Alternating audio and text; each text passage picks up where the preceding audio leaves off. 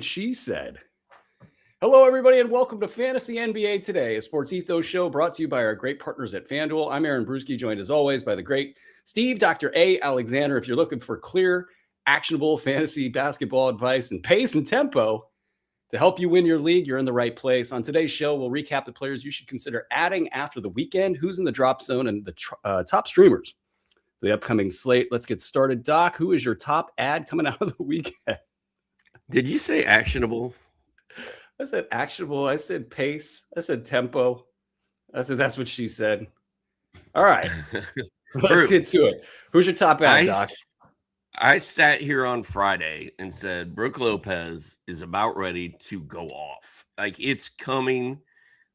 He's been quiet all year. He's finally getting some starts, and he's going to go off. So you need to get him before it happens. And what happened about 7 hours later? Dude hit 9 out of 14 3-pointers, 9 out of 16 shots, had 31 points, 5 boards. He even gave us 2 blocks, 9 threes and 2 blocks. Dude, I'm in.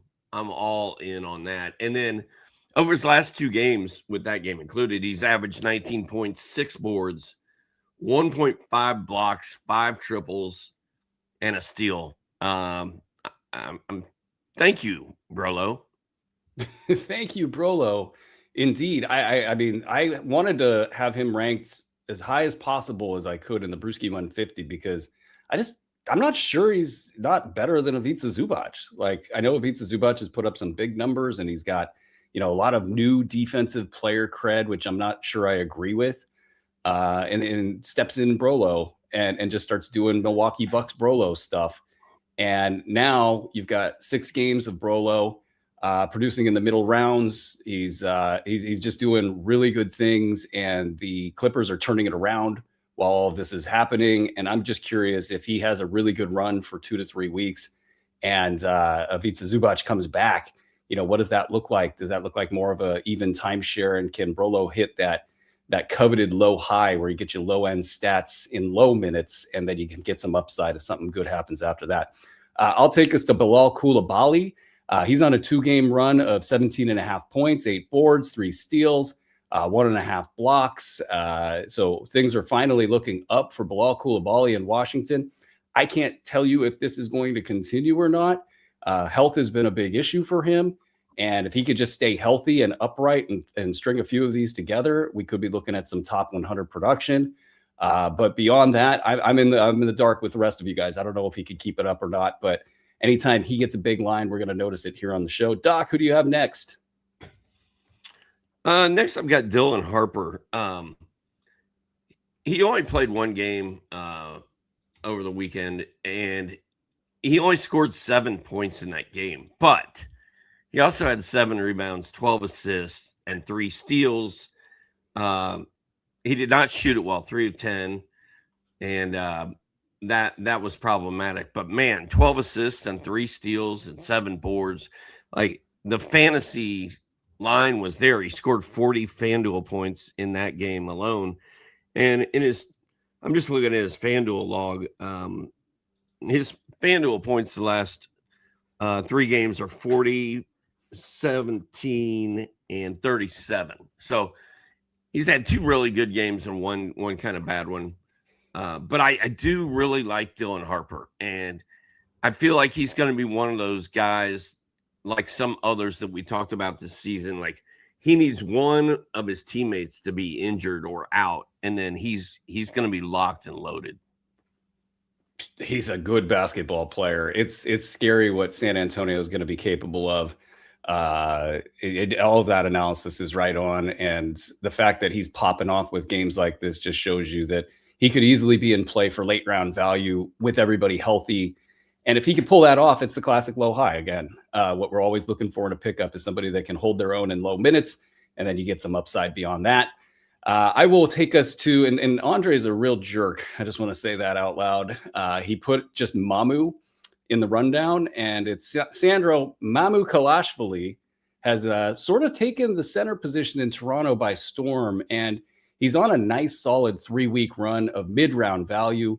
The news that the Raptors signed Mo Bamba for the year could be an indicator that Jakob Poeltl might be in a bit of a pickle injury-wise, and he might be heading out, exiting stage right. I don't know if it's going to be a long-term thing. It might not be anything at all. It might just be a few games here and there. But Mamukelashvili has been producing at a mid-round level. He's super versatile. We're starting to see the holes in some of the stat set close up a little bit. It's a little bit more consistency. The averages over the last 2 games, 13 points, 8.5 boards, 2 steals, 1 block, 2 threes, hitting a lot of his shots. They just seem to like him there in Toronto. And I kind of get a sense that we're looking at a minimum late round value for him going forward. I'm not going to put that in stone, but it feels like that's the direction it's heading. And if that Mo Bamba signing was a little bit of a precursor to what's going to happen here, I think we might get that the rest of the way. Doc, you got any honorable mentions? Yeah, I'm having internet issues, so if I just sit here and don't say anything for a minute, that is why. But Bobby Portis, I think it's time he's rostered everywhere. Bobby Portis had 2 games over the weekend, averaged 16 points, 11.5 boards, and 2 steals, no blocks. But we know the guy can block shots, but he helps make up for that with 3-pointers. He is averaging 2 3-pointers over that stretch too. Yeah, I think with Giannis coming back, I think he's safe, and I think it's going to be more late round rather than mid round. But we just got the taste of what it would be like without Giannis in Milwaukee for like the last third of the season. At minimum, it feels like.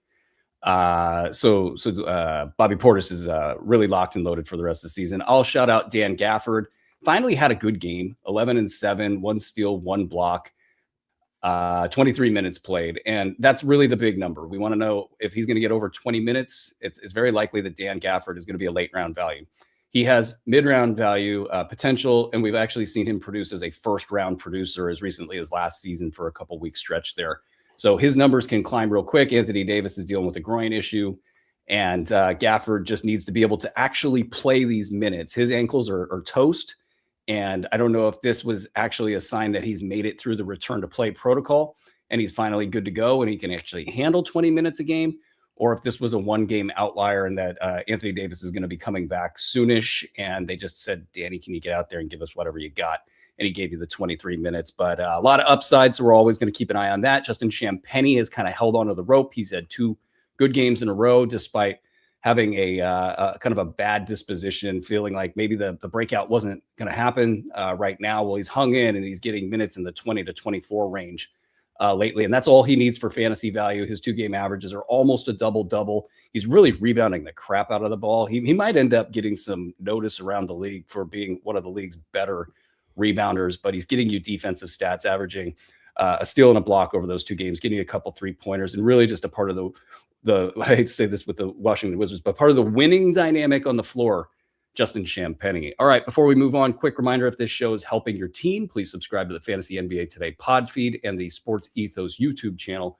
It really helps us out. Okay, so Doc, let's shift gears and talk about some guys who are struggling, potential buy lows or candidates to drop. Who's your first pick in the drop zone?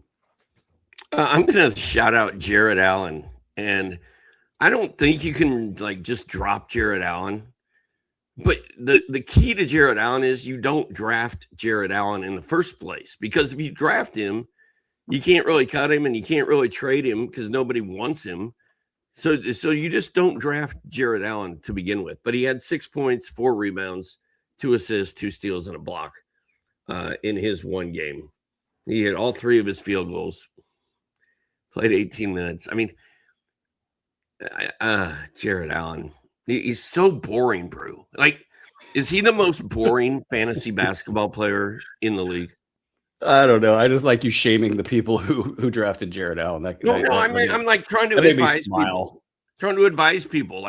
What do I tell these poor people that have Jarrett Allen to do? And there's nothing. There's nothing you can do. You can't cut him. You can't trade him. You just gotta live with it. And I don't know if there's any turnaround here. It feels like the Cavaliers need to be really good for Jarrett Allen to be really good in fantasy leagues. I'm hoping that there's a turnaround in the works for him. I have him in one spot, and that team is winning by a lot of points. It's an intermediate public league, and I will never have Jarrett Allen on my team ever again. Let's speak about some similarly underperforming big men. Andre Drummond is in my drop zone. Now, he's been terrible lately, and there's been a lot of Joel Embiid out there.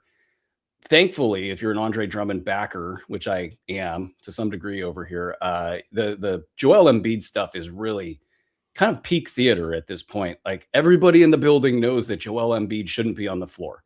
Yet he'll score and he'll put up a big line. And even in that circumstance, people are like, wow, that was something, man. Because he actually can't even physically play defense at all.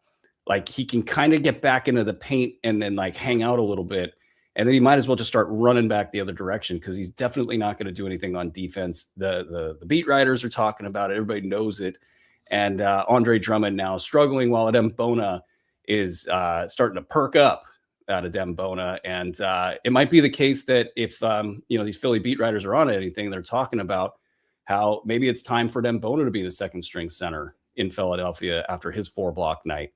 So Andre Drummond's stock going down. I just don't think I can advise anybody to drop Andre Drummond, because at some point Joel Embiid's going to get hurt, and it will be Andre Drummond potentially getting 28, 30 minutes a game unless they make the shift over to Bona. But Drummond in a bit of a pickle here. Doc, who do you got next in your drop zone? I'm going to shout out our guy, Osar Thompson. You remember that 2-game run he went on when suddenly it looked like everything was changing and turning around? And when that happened with Jaren Jackson Jr., I was like, dude, I think Jaren Jackson Jr. has figured it out and he's good to go. And actually, it appears so far that is the case. But with Osar, I was more like, man, I need to see this for a longer run. Over his last 2 games, Osar is averaging 7.6 boards, half an assist, 1.5 steals, 0.5 blocks. Just not much there. It's back to the same old, oh man, he really hurt my team tonight. Why did I play him? So I think Osar was cuttable before he got hot for those 2 games, and he's probably cuttable now. Deep size.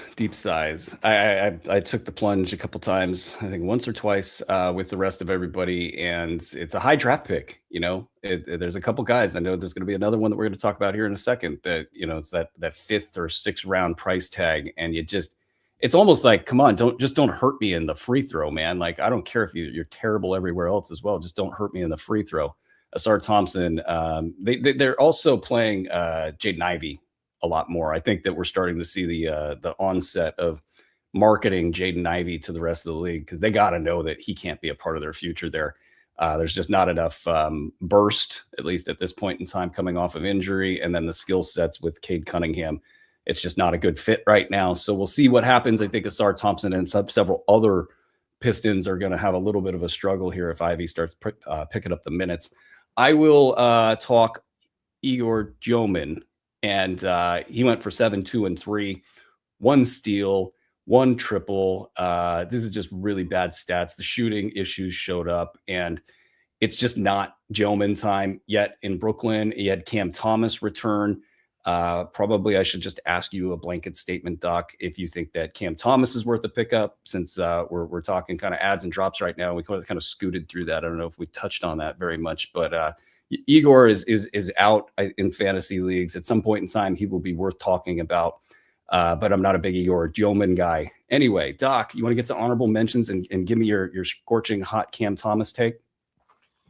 I don't have a scorching hot Cam Thomas take, Brew. I didn't pay any attention to Cam Thomas over the weekend because I don't really follow the Brooklyn Nets very closely. You don't need that in your life? Unless I will.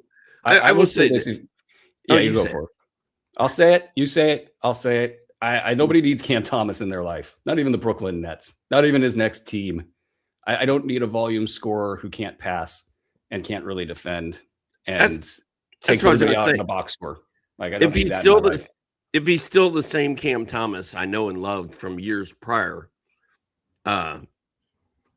he's a volume scorer who shoots a ton and messes up percentages and doesn't really do anything else. Like, he's just a vacuum, a sieve.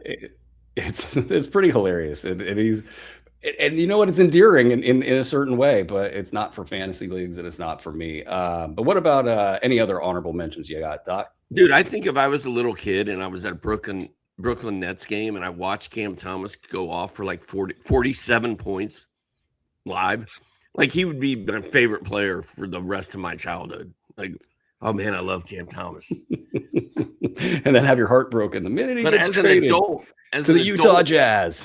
Watching that, it's just not really feeling it. What was your question? Oh, my last guy, my honorable mention. Modest get something off your chest. Well, I feel like we're required to talk about Khalil Ware or Modest Buzelis in the spot today. It's Modest Buzelis' turn. 9 points and 5.5 boards over his 2 games for the weekend. Nice job, Modest. However, he also averaged 0.5 steals, 1.5 blocks, and 1.53 threes. So you're getting 3.5 cash counters from him.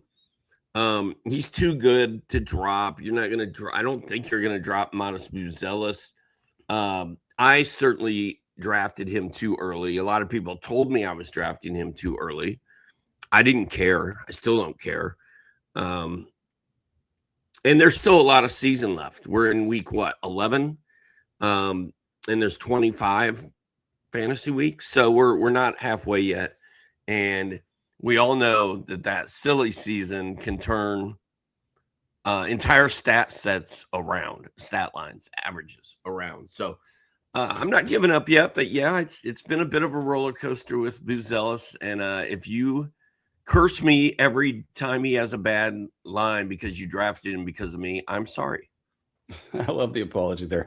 I just, you know what, the thing that makes me feel like it's a buy low for Modest Buzelis, no matter what. Like, and I said that 4 weeks ago, and it's probably, you know, You've been saying it all year, I think. Yeah, whoever did that's like, well, man, F you, Brew. Like, but this is Chicago and Billy Donovan, and I want to maybe come up with some sort of concept to try to either rank this out or dive deeper into this topic. But there are coaches, it feels like they've got complete control over the box score itself. Like, it's not just the minutes, but they get in there and they're just like, you don't score, you don't do this, you don't do that, you don't get blocks, you don't get steals, you know. And Billy Donovan it feels like he's got that level of control, and he's just sort of identified players throughout the box score. You get this and you get that. And Modest Buzelis right now, you don't get nothing.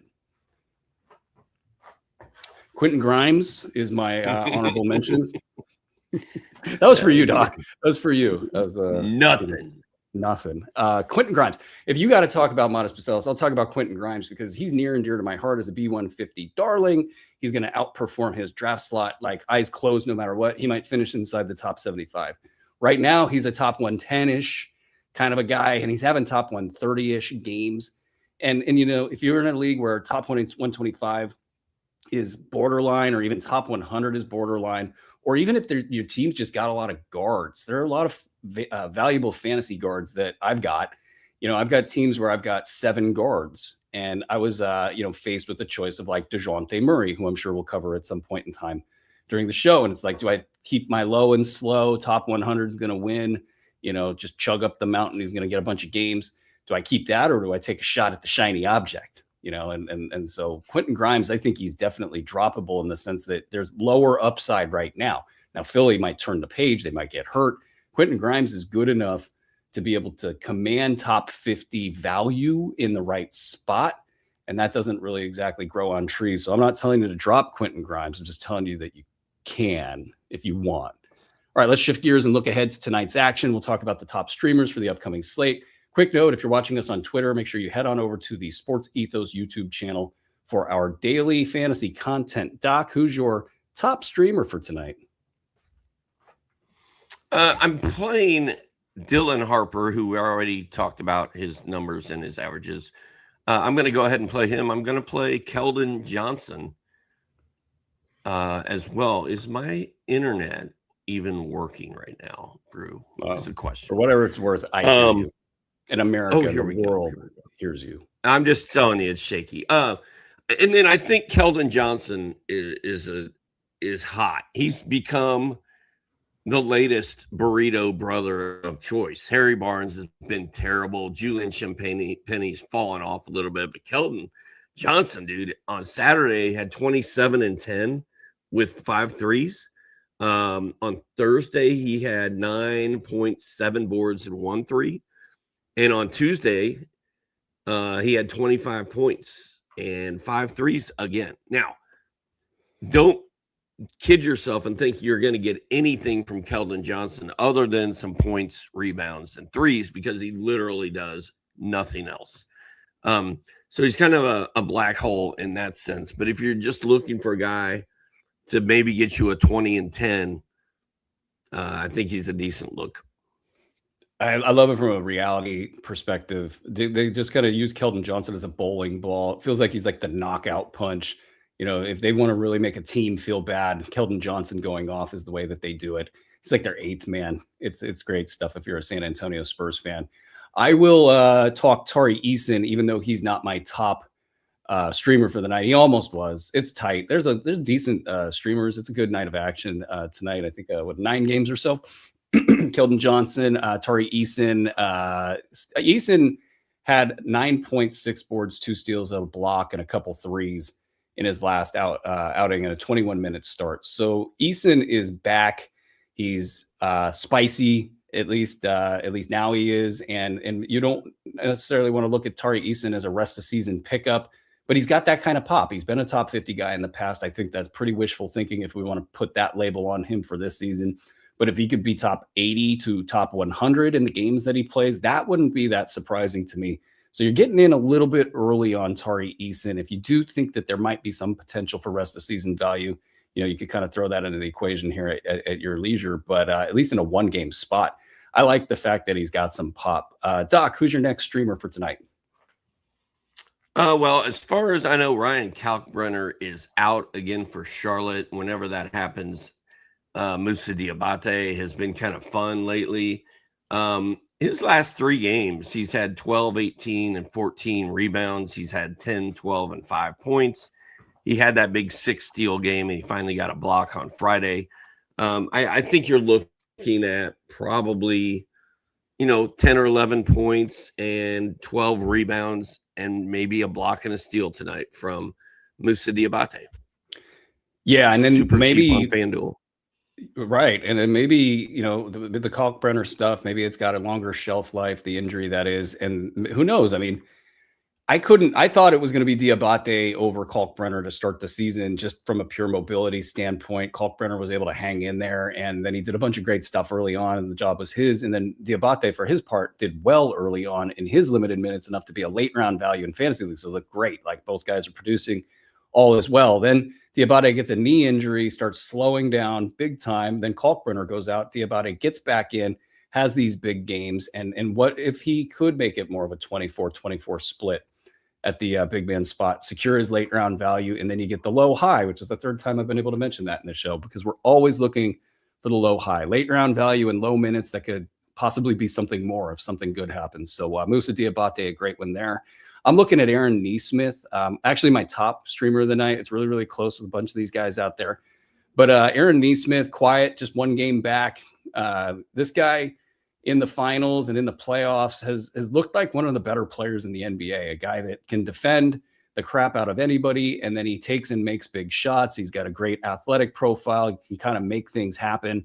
He just does all these great things in the context of what Indiana does best. So Aaron Nesmith, I think if you try to take a chance on this, you might end up with one of their guys that they just kind of ride the rest of the season. I'm not confident he's going to get top 75 value the rest of the way, but maybe top 100 the rest of the way.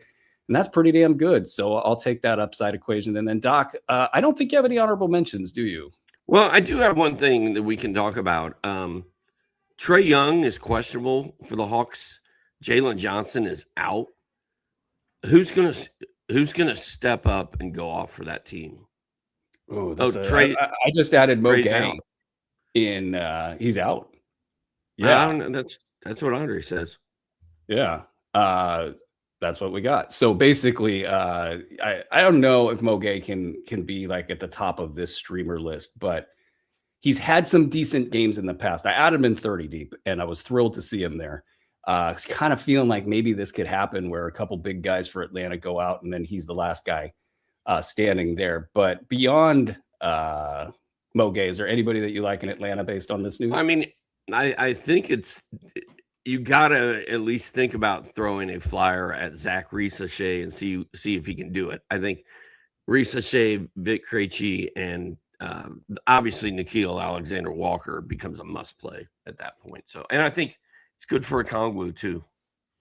Kongwu, man, that dude's shooting ability is just so impressive to me. Like, without thinking it through, I would call him my most improved player for the season. And just based on the shooting ability alone, that you don't go from being a complete non-shooter to being an actually really good shooter very often that fast. And he's been able to do that. Honorable mention goes to Sam Merrill, who has stepped right in after his long absence. It feels like Cleveland relies on him to do what he does. I don't know if I want to say it was a great signing, if that they should have done this, but Sam Merrill getting you 3-pointers and possibly producing in the mid-round levels, that's a great equation. Trey Jones, if he's healthy, has always had this potential to pop off. I like that in a busy streaming situation, just because you got to be really, really good to be worth the juice there. And then Royce O'Neal has been down lately, and I kind of think that's a set wave to get you ready for the fact that he might just explode here in any one-game sample. So Royce O'Neal, if he's been dropped in your league, give him a look. Let's recap before we go. Doc, your top ad is Brooke Lopez. Mine is Mamu Kelashvili. Did I get that right? Yeah, that was pretty good. Is that a good one? Okay, good. And then if we're cutting, your top cut is Asar. Mine is Joman. And for streamers, we're targeting Musa Diabate and Aaron Neesmith. And that's going to do it for this episode of Fantasy NBA Today. If you're listening on the pod feed, take 60 seconds, please, and leave a 5-star review. It really helps us out.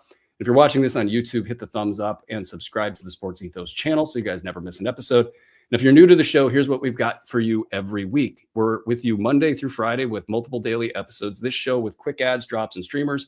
Second episode with deeper dives into players, teams, and trends. Special episodes on buy low, sell high, stashes, Q&A with Dr. A, and my 30-team deep dive. And then on Saturdays, we break down the week ahead. So from Steve, Andre, and everyone here at Sports Ethos, we will be right back with our daily fantasy deep dive. This has been Fantasy NBA Today, presented by FanDuel.